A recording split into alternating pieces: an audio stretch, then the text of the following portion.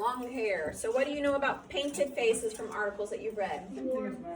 Or savagery. Okay, good, because it gives you that idea of not being yourself. Okay, remember, it's 80% more likely to commit violent acts whenever you are hooded or cloaked or masked or painted. The first rhythm that they became used to was the slow swing from dawn to quick dusk. They accepted the pleasures of morning, the bright sun, the whelming sea, and sweet air, as a time when play was good and life so full that hope was not necessary and therefore forgotten. Toward noon, as the floods of light fell more nearly to the perpendicular, the stark colors of the morning were smoothed in pearl and opalescence, and the heat, as though the impending sun's height gave it momentum, became a blow that they ducked, running to the shade and lying there, perhaps even sleeping. Strange things happened at midday. The glittering sea rose up, moved apart in plains of blatant impossibility. The coral reef and the few stunted palms that clung to the more elevated parts would float up into the sky, would quiver, be plucked apart, run like raindrops on a wire, or be repeated as if an odd succession of mirrors. Sometimes land loomed where there was no land and flicked out like a bubble as the children watched. Piggy discounted all of this and learnedly as a mirage, and since no boy could reach even the reef over the stretch of water where the snapping sharks waited, they grew accustomed to these mysteries and ignored them, just as they ignored the miraculous throbbing stars. So, do you understand what a mirage is? Yeah. Okay, that's what they're saying. They're like, oh, in the ocean, like whenever the ocean goes down, we can see land. Are they really seeing land? No. When else do people see mirages? On the road. Okay. Like when they're in a desert, what do they sometimes think they see? Water. Water, okay. At midday, the illusions merged into the sky, and there the sun gazed down like an angry eye. Then, at the end of the afternoon, the mirage subsided, and the horizon became level and blue and clipped as the sun declined. That was another time of comparative coolness, but menaced by the coming of the dark. When the sun sank, darkness dropped on the island like an extinguisher, and soon the shelters were full of restlessness under the remote stars. Nevertheless, the Northern European tradition of work, play, and food right through the day made it possible for them to adjust themselves wholly to this new rhythm. The little one, Percival, had early crawled into a shelter and stayed there for 2 days, talking, singing, and crying until they thought him batty and were faintly amused. Ever since then, he had peaked, red-eyed and miserable, a little one who played little and cried often. What's happening to this small child? He's crying, and then He's scared. laughing. He's very scared, extremely scared. Hysterical laugh. Yeah, like a hysterical laughing. And they say he's gone batty. What does that mean? Crazy. Okay, so you understand what that means. Excellent. Guys, this is a 6-year-old little boy. Like, how sad is that? And are they giving him any comfort? No, what are they doing? Laughing at him. Like, they're like, oh, well, this is kind of amusing watching this kid.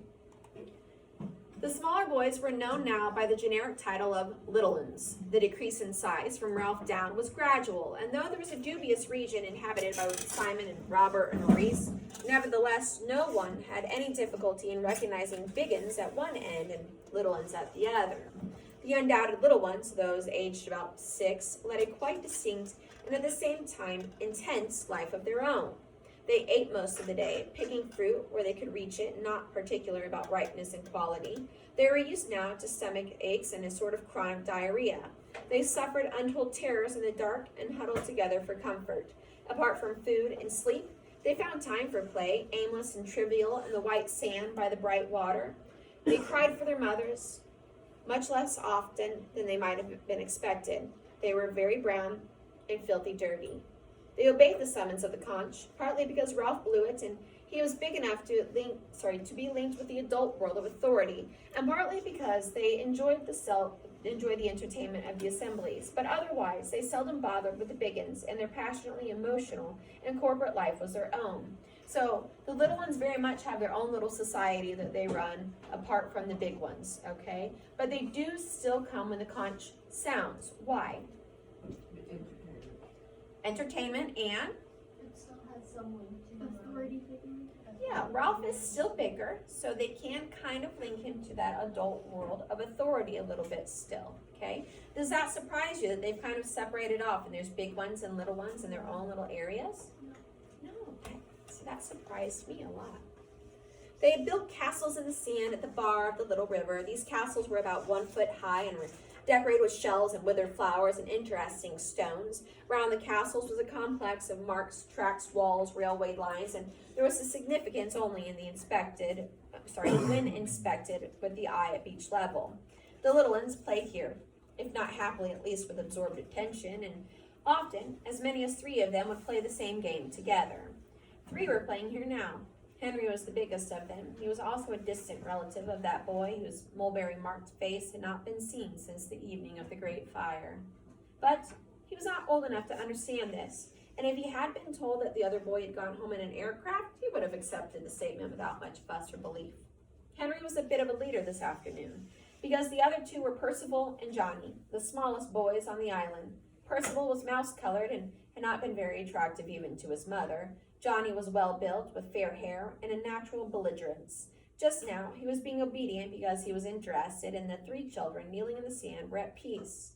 So Henry is about 6, right? He doesn't even recognize, like, oh, if someone said they came and scooped this kid up with an airplane and flew off, then he wouldn't even question it. So that tells you how tiny he is. But he's the biggest one out of these 3. You have Percival and Johnny also, who are even smaller than Henry. So do we have kids younger than the age of 6 on this island? Roger and Maurice came out of the forest. So Roger and Maurice are 2 big boys. They came out of the forest, okay? They were relieved from duty at the fire and had come down for a swim. Roger led the way straight through the castles, kicking them over, burying the fire, scattering the chosen stones. Maurice followed, laughing, and added to the destruction. The 3 little ones paused in their game and looked up. As it happened, the particular marks in which they were interested had not been touched, so they made no protest. Only Percival began to whimper with an eye full of sand, and Maurice hurried away. In his other life, Maurice had received chastisement for filling a younger eye with sand. Now, though, there was no parent to let fall a heavy hand. Maurice still felt the unease of wrongdoing. At the back of his mind formed the uncertain outlines of an excuse. He muttered something about a swim, and he broke into a trot. So does Maurice know that he did wrong? Yeah. Absolutely he does, because in the back of his mind he's like, oh, I'm going to get in trouble, and then he's like, oh wait, I'm really not going to get in trouble. But he still has that innate aptitude to recognize, like, oh, that's wrong. I shouldn't be doing those things. Roger remained watching the little ones. He was not noticeably darker than when he had dropped in, but the shock of black hair down his nape and low on his forehead seemed to suit his gloomy face and made what had seemed at first an unsociable remoteness into something foreboding. Percival finished his whimper and went on playing, for the tears had washed away the sand. Johnny watched him with china blue eyes and then began to fling up sand in a shower, and presently Percival was crying again. When Henry tired of his play and wandered off along the beach, Roger followed him, keeping beneath the palms and drifting casually in the same direction. Henry walked at a distance from the palms in the shade because he was too young to keep himself out of the sun. He went down the beach, busying himself at the water's edge. The great Pacific tide was coming in every few seconds. The relatively still water of the lagoon heaved forwards an inch. There were creatures that lived in the last fling of the sea, tiny transparencies that came questing in with the water over the hot, dry sand. With impalpable organs of sense, they examined this new field. Perhaps food had appeared where the last incursion there had been none. Bird droppings, insects perhaps, any of the strewn detritus of landward life. Like a myriad of tiny teeth in a saw, that transparencies that they came scavenging over the beach. How many of you guys been to the ocean? So you know whenever the water comes in, or even like the river, right? Whenever you look down to the river, are there tiny things moving always? Like crawdads and yes, like little minnows. Same thing here, okay? The water comes up, it brings like life with it, and what do they do on the sand? They're constantly looking. So tiny like little shrimp and whatever else, looking for something to eat, and then the water goes out and they go with it. Water comes back and they start frantically searching again, okay? So they're sitting here watching all this happen. Yes? Do you think they have like a little kids? Because like preschool starts at like 4 or 5. I don't know how little they are. I just know they're itty bitty.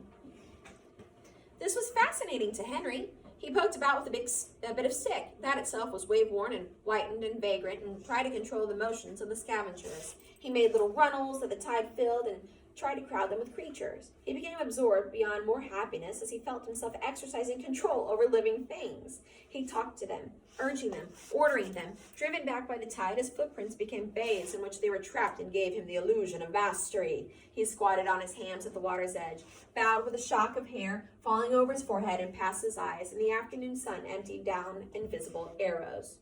Roger waited too. At first, he had hidden behind a great palm, but Henry's absorption with the transparencies was so obvious that at last he stood out in full view. He looked along the beach. Percival was gone, crying, and Johnny was left in triumphant possession of the castles. He sat there crooning to himself and throwing sand at the imaginary Percival. Beyond him, Roger could see the platform and the glints of spray where Ralph and Simon and Piggy and Maurice were diving into the pool. He listened carefully, but could only just hear them.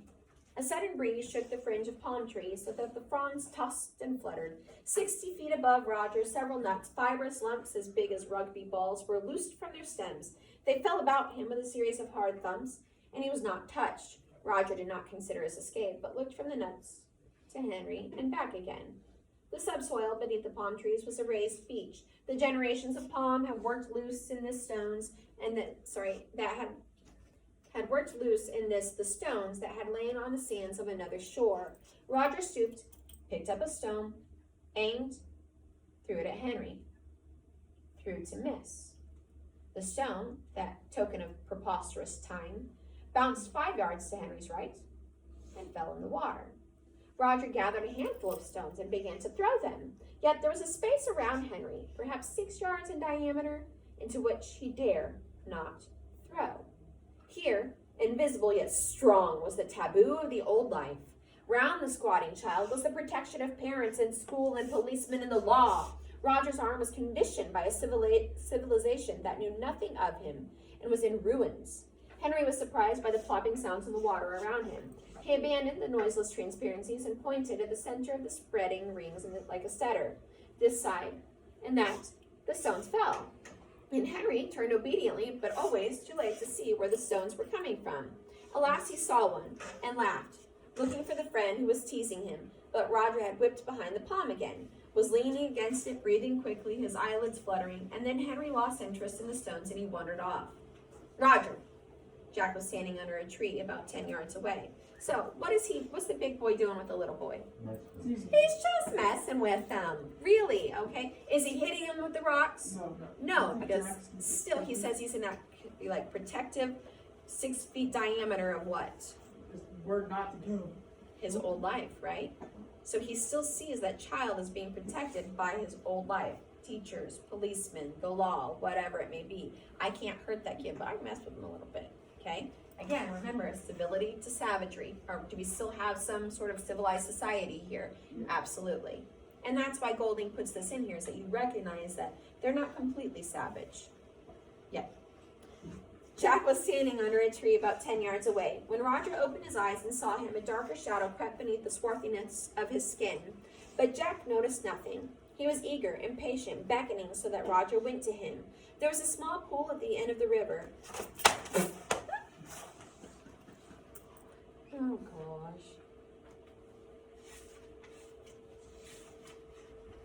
Dammed back by sand and full of white water lilies and needle-like reeds. Here Sam and Eric were waiting, and Bill. Jack, concealed from the sun, knelt by the pool and opened the 2 large leaves that he carried. One of them contained white clay, and the other red. By them lay a stick of charcoal brought down from the fire. Jack explained to Roger as he worked. They don't smell me, but they see me, I think. Something pink underneath the trees. He smeared on the clay. If only I had some green! He turned a half-concealed face up to Roger and answered the incomprehension of his gaze. For hunting, like in the war, dazzle paint. Like things trying to look like something else. He twisted in the urgency of telling. Like moths on a tree trunk. So they call it dazzle paint. What do we call it? Camouflage. Right? Or war paint. But I really think that they're talking about camouflage here, okay? So what are they doing right now? Painting their faces. Go ahead. You may. Roger understood and he nodded gravely. The twins moved toward Jack and began to protest timidly about something, and Jack waved them away. Shut up! He rubbed the charcoal stick between the patches of red and white on his face. No, you two come with me. He peered at his reflection and he disliked it. He bent down, took a double handful of lukewarm water, and rubbed the mess from his face. Freckles and sandy eyebrows appeared. Roger smiled unwillingly. You don't look half a mess. Jack planned his new face. He made one cheek and one eye socket white, and then he rubbed red over the other half of his face and slashed a black bar of charcoal across from his right ear to his left jaw. He looked in the pool for his reflection, but his breathing troubled the mirror. Sam and Eric, get me a coconut, an empty one. Sam and Eric, have we heard that name before? Yeah. The Oh, twins. It's the so you're twins. just calling them Sam and Eric, like They have lost what? like they lost individuality. They've lost their individuality. Very good. Good job picking that up, guys. Yes, they are no longer two separate people, but just one, and that's what they're calling them, is Sam and Eric. Okay? He knelt, holding the shell of water. A rounded patch of sunlight fell on his face, and a brightness appeared in the depths of the water. He looked in astonishment, no longer at himself, but at the awesome stranger. He split the water and leapt to his feet, laughing excitedly. Beside the pool, his sinewy body held up a mask that drew their eyes and appalled them. He began to dance, and his laughter became a bloodthirsty snarling. He capered towards Bill, and the mask was a thing on its own. Behind which Jack hid, liberated from shame and self-consciousness. The face of red and white and black swung through the air and jigged towards Bill. Bill started laughing, and then suddenly he fell silent and blundered away through the bushes. Jack rushed towards the twins. The rest are making a line. Come on, but wait, come on, I'll creep up and stab. The mask compelled them. So not only is the mask making him act differently, and he's like, I'm hiding behind it, which we know how that usually goes. He's also, it compels everybody else to kind of follow and do what it is he says to do, right? The mask compels them, meaning like they're a little freaked out because you even see it with Bill. Bill starts laughing and then he's like, oh, that was a little weird. Ralph climbed out of the bathing pool and trotted up the beach and sat in the shade beneath the palms. His fair hair was plastered over the eyebrows and he pushed it back. Simon was floating in the water, kicking with his feet, and Maurice was practicing diving. Piggy was mooning about, aimlessly picking up things and discarding them. The rock pools, which so fascinated him, were covered by the tide, so he was without an interest until the tide went back. Presently, seeing Ralph under the palms, he came and sat by him. Piggy wore the remainders of a pair of shorts. His fat body was golden brown, and the glasses still flashed when he looked at anything. What are the glasses a symbol for? Logic and reasoning. So does he still have his wits about him? Yes. By Golding's saying, whenever he looks about, you can still see the flash of his glasses, means that he's still always constantly thinking, okay? He was the only boy on the island whose hair never seemed to grow. The rest were shock-headed, but Piggy's hair still lay in wisps over his head as though baldness were his natural state, and this imperfect covering would soon go like the velvet on young stags' antlers. I've been thinking, he said, about a clock. We could make a sundial. We could put a stick in the sand, and then the effort to express the mathematical process involved was just too great, and he made a few passes instead. And an airplane, and a TV set, said Ralph sourly, and a steam engine. Piggy shook his head. You have to have a lot of metal things for that, he said, and we haven't got no metal, but we have got a stick. Ralph turned and smiled involuntarily. Piggy was a bore. His fact, his asthma, his matter-of-fact ideas were all dull, but there was always a little pleasure to be got out of pulling his leg, even if one did it by accident. Piggy saw the smile and misinterpreted it as friendliness. There had grown up tacitly among the Biggins the opinion that Piggy was an outsider, not only by accent, which did not matter, but by fat and asthma and specs, and a certain disinclination for manual labor. Now, finding that something he had said made Ralph smile, he rejoiced and pressed his advantage. We haven't got a lot of sticks. We would have a sundial each, and then we should know what time it was. A fat lot of good that would be. Well, you said you wanted things done, so we could be rescued. Oh, shut up! He leapt to his feet and trotted back to the pool just as Maurice did a rather poor dive. Ralph was glad of a chance to change the subject. He shouted at Maurice, came to the surface. Belly flop! Belly flop! Maurice flashed a smile at Ralph, who slid easily into the water. Of all the boys, he was the most at home there. But today, irked by the mention of rescue, the useless footling mention of rescue, even the green depths of water, the shattered golden sun held no balm. Instead of remaining and playing, he swam with steady strokes under Simon and crawled out the other side of the pool to lie there, sleek and streaming like a seal. Piggy, always clumsy, stood up and came around to stand by him so that Ralph rolled on his stomach and pretended not to see. The mirages had died away, and gloomily he ran his eye along the taut blue line of the horizon. The next moment, he was on his feet, shouting, "Smoke! Smoke!" Simon tried to sit up in the water and got a mouthful. Maurice, who had been standing ready to dive, swayed back to his heels, made a bolt for the platform, and then swerved back to the grass under the palms. There he started to pull his tattered shorts, to be ready for anything. Ralph stood, one hand holding back his hair, the other clenched. Simon was climbing out of the water. Piggy was rubbing his glasses on his shorts and squinting at the sea. Maurice had got both legs through one leg of his shorts. Of all the boys, only Ralph was still. "I can't see no smoke," said Piggy incredulously. "I can't see no smoke, Ralph." "Where is it?" Ralph said nothing. Now both his hands were clenched over his forehead so that the fair hair was kept out of his eyes. He was leaning forward, and already the salt was whitening his body. "Ralph, where's the ship?" Simon stood by, looking from Ralph to the horizon. Maurice's trousers gave way with a sigh, and he abandoned them as a wreck, rushed towards the forest, and then came back again. The smoke was a tight little knot on the horizon and was uncoiling slowly. Beneath the smoke was a dot that might be a funnel. Ralph's face was pale as he spoke to himself. "Don't see our smoke." Piggy was looking in the right direction now. "It doesn't look like much." He turned around and peered up at the mountain. Ralph continued to watch the ship ravenously. Color was coming back into his face, and Simon stood by him, silent. "I know I can't see very much," said Piggy, "but have we got any smoke?" Ralph moved impatiently, still watching the ship, the smoke on the mountain. Maurice came running and stared out to sea. Both Simon and Piggy were looking up at the mountain. Piggy screwed up his face, but Simon cried out as though he had hurt himself. "Ralph! Ralph!" The quality of his speech twisted Ralph on the sand. "You tell me," said Piggy anxiously. "Is there a signal?" Ralph looked back at the dispersing smoke in the horizon, and then up at the mountain. "Ralph, please, is there a signal?" Simon put out his hand timidly to touch Ralph, but Ralph started to run, splashing through the shallow end of the bathing pool, across the hot white sand and under the palms. A moment later, he was battling with a complex undergrowth that was already engulfing the scar. Simon ran after him, and then Maurice, and Piggy shouted, "Ralph, please, Ralph!" And then he too started to run, stumbling over Maurice's discarded shorts before he was across the terrace. Behind the four boys, the smoke moved gently across the horizon and on the beach. Henry and Johnny were throwing sand at Percival, who was crying again quietly, and all three were in complete ignorance of the excitement. By the time Ralph had reached the landward end of the scar, he was using precious breath to swear. He did desperate violence to his naked body among the grasping creepers so that the blood was sliding all over him. Just where the steep ascent of the mountain began, he stopped. Maurice was only a few yards behind him. "Piggy Specs," shouted Ralph. "If the fire's all out, we'll need them."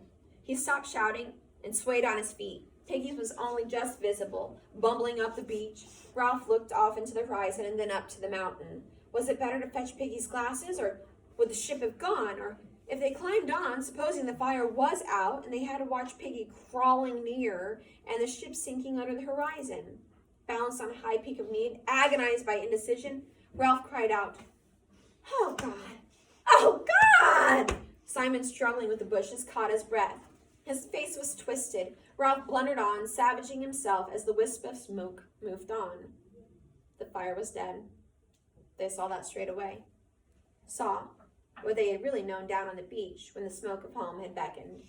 The fire was out, smokeless and dead. The watchers were gone. A pile of unused fuel lay ready. Ralph turned to the sea. The horizon stretched, impersonal once more, barren of all but the faintest trace of smoke. Ralph ran stumbling along the rocks, saved himself on the edge of the pink cliff, and screamed to the ship, "Come back! Come back!" He ran backwards and forwards along the cliff, his face always to the sea, and his voice rose insanely, "Come back! Come back!" Simon and Maurice arrived. Ralph looked at them with unwinking eyes. Simon turned away, smearing the water from his cheeks, and Ralph reached inside himself for the worst word that he knew. They let the bloody fire go out. He looked down the unfriendly side of the mountain. Piggy arrived, out of breath and whimpering like a little one. Ralph clenched his fist and went very red. The intentness of his gaze, the bitterness of his voice pointed for him. There they are. A procession had appeared, far down among the pink stones that lay near the water's edge. Some of the boys wore black caps, but otherwise they were almost naked. They lifted sticks in the air together whenever they came to an easy patch. They were chanting, something to do with the bundle that the errant twins carried so carefully. Ralph picked out Jack easily, even at this distance, tall, red-haired, and inevitably leading the procession. Simon looked down now, from Ralph to Jack, as he had looked from Ralph to the horizon, and what he saw seemed to make him afraid. Ralph said nothing more, but waited while the procession came nearer. The chant was audible, but at the distance, still wordless. Behind Jack walked the twins, carrying a great stake on their shoulders. The gutted carcass of a pig swung from the stake, swinging heavily as the twins toiled over the uneven ground. The pig's head hung down with gaping neck and seemed to search for something on the ground. At last the words of the chant floated up to them across the bowl of blackened wood and ashes. Kill the pig, cut her throat, spill her blood. Yet, as the words became audible, the procession reached the steepest part of the mountain, and in a minute or two the chant had died away. Piggy sniveled, and Simon shushed him quickly as though he had spoken too loudly in church. Jack, his face smeared with clays, reached the top first, and hailed Ralph excitedly with a lifted spear. Look! We've killed a pig! We stole up on them! We got in a circle! Voices broke in from the hunters. We got in a circle! We crept up! The pig squealed! The twins stood with the pig swinging between them, dropping black gouts onto the rock. They seemed to share one wide, ecstatic grin. Jack had too many things to tell Ralph at once. Instead, he danced a step or two, and then remembered his dignity and stood still, grinning. He noticed blood on his hands and grimaced distastefully, looked for something on which to clean them, and then wiped them on his shorts, and he laughed. Right there, what does that show? How does he look at the blood? He still has some humanity. He grimaces, right? So whenever he looks at the blood, he grimaces distastefully. So that lets you know that, like, okay, they've killed the pig, but they're not completely into that, like, let's go ahead and paint our bodies with the blood of it or anything like that. So still a little bit of civility. Ralph spoke. You let the fire go out. Jack checked, vaguely irritated by this irrelevance, but too happy to let it worry him. We can light the fire again. You should have been with us, Ralph. We had a smashing time. The twins got knocked over. We hit the pig. I fell on top. I cut the pig's throat, said Jack proudly, and yet twitched as he said it. Can I borrow yours, Ralph, to make a nick in the hilt? The boys chattered and danced. The twins continued to grin. There were lashings of blood, said Jack, laughing and shuddering. You should have seen it. We'll go hunting every day. Ralph spoke again, hoarsely. He had not moved. You let the fire go out. This repetition made Jack uneasy. He looked at the twins, and then he looked at Ralph. We had to have them in the hunt, he said, or there wouldn't have been enough for a ring. He flushed, conscious of a fault. The fire's only been out for an hour or two. We can light it up again. He noticed Ralph's scarred nakedness, and the somber silence of all four of them. He sought, charitable in his happiness, to include them in the thing that had happened. His mind was crowded with memories of the knowledge that had come to them when they closed in on the struggling pig, knowledge that they had outwitted a living thing, imposed their will upon it, taken away its life like a long, satisfying drink. He spread his arms wide. You should have seen the blood! The hunters were more silent now, but at this they buzzed again. Ralph flung back his hair. One arm pointed at the empty horizon. His voice was loud and savage, and struck them into silence. There was a ship! Jack, faced at once with too many awful implications, ducked away from them. He laid a hand on the pig and drew his knife. Ralph brought his arm down, fist clenched, and his voice shook. There was a ship out there. You said you'd keep the fire going, and you let it out. He took a step towards Jack, who turned and faced him. They might have seen us. We might have gone home. This was too bitter for Piggy, who forgot his timidity and the agony of his loss, and he began to cry out shrilly. You and your blood, Jack Merridew! You and your hunting! We might have gone home! Ralph pushed Piggy to one side. I was chief, and you were going to do what I said. You talk, but you can't even build huts, and then you go off hunting and you let out the fire, and he turned away silent for a moment, and then his voice came again on a peak of feeling. There was a ship! One of the smaller hunters began to wail. The dismal truth was filtering through to everybody. Jack went very red as he hacked and pulled at the pig. The job was too much. We needed everyone. Ralph turned. You could have had everyone when the shelters were finished, but you had to hunt. We needed meat. Jack stood up as he said this, the bloody knife in his hand. The two boys faced each other. There was the brilliant world of hunting, tactics, fierce exhilaration, skill. And there was the world of longing and baffled common sense. Jack transferred the knife to his left hand and smudged the blood over his forehead as he pushed down the plastered hair. Piggy began again. You didn't ought to have let that fire out. You said you would keep that smoke going. This from Piggy, and the wails of agreement from some of the hunters drove Jack to violence. The bolting look came into his blue eyes. He took a step and was able at last to hit someone, stuck his fist into Piggy's stomach. Piggy sat down with a grunt. Jack stood over him. His voice was vicious with humiliation. You would you, fatty? Ralph made a step forward, and Jack smacked Piggy's head. Piggy's glasses flew off and tinkled onto the rocks. Piggy cried out in terror. My specs! He went crouching and feeling over the rocks, but Simon, who got there first, found them for him. Passions beat about Simon on the mountaintop with awful wings. One side's broken. Piggy grabbed and put on the glasses. He looked malevolently at Jack. I got to have them specs. I only got one eye. Just you wait.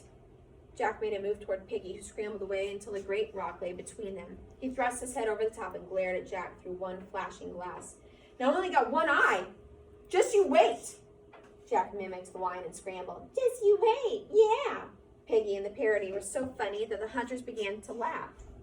Jack felt encouraged. He went on scrambling, and the laughter rose to a gale of hysteria. Unwillingly, Ralph felt his lips twitch. He was angry with himself for giving way. He muttered, That was a dirty trick. Jack broke out of the gyration and stood facing Ralph. His words came out in a shout. All right, all right. He looked at Piggy and the hunters, at Ralph. I'm sorry. About fire, He drew himself up. I apologize.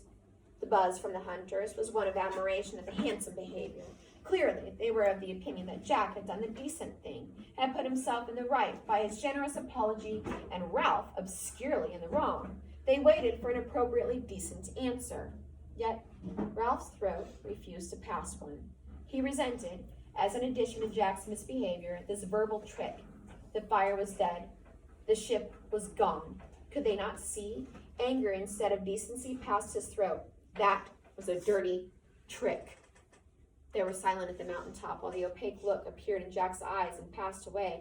Ralph's final word was an ingracious mutter. All right, light the fire. With some positive action before them, a little of the tension died. Ralph said no more, did nothing, stood looking down at the ashes around his feet.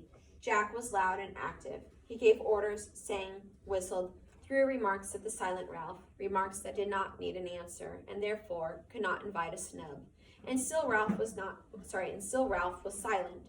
No one, not even Jack, would ask him to move, and in the end they had to build the fire 3 yards away and in a place not really as convenient. So Ralph asserted his chieftainship and could not have chosen a better way if he had thought for days. Against this weapon, so indefinable and so effective, Jack was powerless and raged without knowing why. By the time the pile was built, they were on different sides of a high barrier. When they had dealt with the fire, another crisis arose. Jack had no means of lighting it. Then, to his surprise, Ralph went to Piggy and took the glasses from him. Not even Ralph knew how a link between him and Jack had snapped and fastened elsewhere. I'll bring him back. I'll come too. So right there, Jack and Ralph. What about their relationship just happened? Snapped. It's irrevocable. It cannot be mended at this point in time. And Ralph just stands there in the middle of what was the fire and doesn't let them build it back where it was. So he's kind of asserting himself at this point in time. And it ticks Jack off. Jack's like, move. Let us do this. And he's not letting him do it. So he's asserting his dominance here, and Jack's not having it. Before these fantastically attractive flowers of violet and red and yellow, unkindness melted away. They became a circle of boys around a campfire, and even Piggy and Ralph were half drawn in. Soon, some of the boys were rushing down the slope for more wood, while Jack hacked the pig. They tried holding the whole carcass over a stake over the fire, but the stake burnt more quickly than the pig roasted. In the end, they skewered bits of meat on branches and held them in the flames, and even then, almost as much boy was roasted as meat. Ralph's mouth watered. He meant to refuse meat, but his past diet of fruit and nuts with an odd crab or fish gave him too little resistance. He accepted a piece of half-raw meat and gnawed it like a wolf. Piggy spoke, also dribbling. "Aren't I having none?" Jack had meant to leave him in doubt, an assertion of power, but Piggy advertising as a mission made more cruelty necessary. "You didn't hunt." "No more did Ralph," said Piggy wetly. "Nor Simon," he amplified. "There ain't more than a half-worth of meat in a crab." Ralph stirred uneasily. Simon, sitting between the twins and Piggy, wiped his mouth and shoved his piece of meat over the rocks to Piggy, who grabbed it. The twins giggled, and Simon lowered his face in shame. Finish chapter 4.